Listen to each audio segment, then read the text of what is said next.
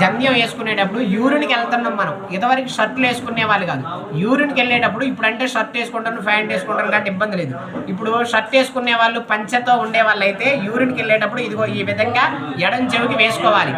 బాత్రూమ్కి వెళ్ళే వాళ్ళు, లెట్రూమ్కి వెళ్ళే వాళ్ళు అయితే, రెండుకి వెళ్ళే వాళ్ళు అయితే ఇట్లా కుడి చేతికి వేసుకోవాలి. లేదు స్నానం చేసేవాళ్ళు, లేదంటే రేత్రి మనం దగ్గరకు ఉంటాం, భార్యాభర్తలు దగ్గరకు ఉంటాం అనుకుంటే ఇట్లా మెళ్ళో వేసుకోవాలి.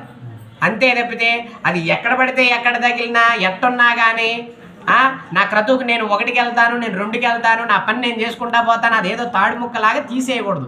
అర్థమైందా? ఈ విధంగా జంధ్యంతో ఉంటేనే దానికి మనం ఒక బలాన్ని. జంధ్యం అంటే ఎవరయ్యా? వేదమాత గాయత్రీ దేవత. ఆమెకి కావాల్సినటువంటి, ఆమెకి ఎంత వాల్యూ ఇచ్చి ఆమెను ఎంత మనం పూజిస్తే అంత మనకి ఆదాయం అనేది, అంత సంపద అనేది, అంత ఆరోగ్యం అనేది కలిగిద్ది. నాకు ఎన్ని చేసినా కలిసి రావట్లేదు అయ్యగారు అంటే, నీ పిల్లం 10 దాకా పడుకుంటే ఎట్ట కలిసి వచ్చిద్దా? ఆడపిల్ల నవ్వటంగా చెయ్యట్టు పెట్టుకొని నవ్వటం కాదు. స్త్రీమూర్తి అంటే ఏంటి? ఇంట్లో నువ్వు బయట ఎన్ని కష్టాలైనా పడు, ఆడపిల్ల ఇంట్లోకి వచ్చేపడి శుభ్రంగా స్నానం చేసి చక్కగా నిండుగా బొట్టు పెట్టుకొని, వాళ్ళు బొట్టు కూడా పెట్టుకోవట్లేదు, స్టిక్కర్లుగా తయారయ్యారు. స్టిక్కర్లు అండి, కుంకుమ, కాస్త కుంకుమ పెట్టుకోలేరా? కాస్త కుంకుమ పెట్టుకొని 2 పూలు ఏదో ఒకటి. ఇదివరకు నేను పూర్వం నా చిన్నతనంలో నేను చూసేవాడిని, ఆడవాళ్ళు ఏ మిరప పువ్వో, మందార పువ్వో, బంతి పువ్వో ఏదో ఒకటి పెట్టేవాళ్ళు. ఇవాళ అదేం లేదు. ఏది మొగుడు తీసుకొచ్చి ఆ 3 మూరలో మల్లె పూలు తెస్తేనే పెట్టుకుంటున్నారు.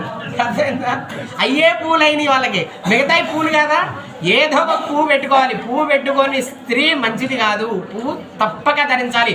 మీకు 5వతనాన్ని ఇస్తుంది. ఇవాళ మెట్టెలు వేసుకోవట్లేదు ఆడవాళ్ళు, పెళ్ళైన వాళ్ళు.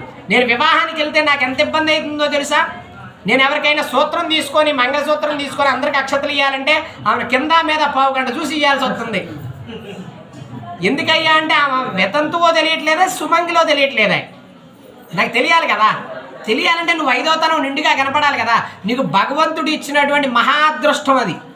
పసుపు కుంకుమ పెట్టుకోవడం, ఆడవాళ్ళు శుక్రవారం కాళ్ళకు పసుపు రాసుకోవడం, కాస్త ఇంటి ముందు ఏదైనా నిమ్మకాయలు మార్చుకోవడం, గుమ్మడికాయ మార్చుకోవడం, వారానికో నెలకో ఎప్పుడైనా కాస్త గుమ్మానికి పసుపు రాసి కుంకుమ బొట్లు పెట్టుకోవడం ఎవరు చేస్తున్నారయ్యా? ఇవాళ మీరు కూడా మా యాంగారు చేయలేదు అయ్యగారు.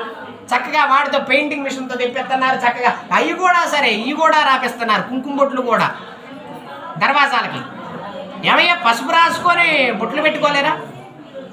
అవన్నీ చేయించుకోవాలి. పూర్వ శాస్త్ర సాంప్రదాయం. ఇంటి ముందు తులసి మొక్క ఉండాలి. తులసి మొక్క ఉండటం వల్ల ఎటువంటి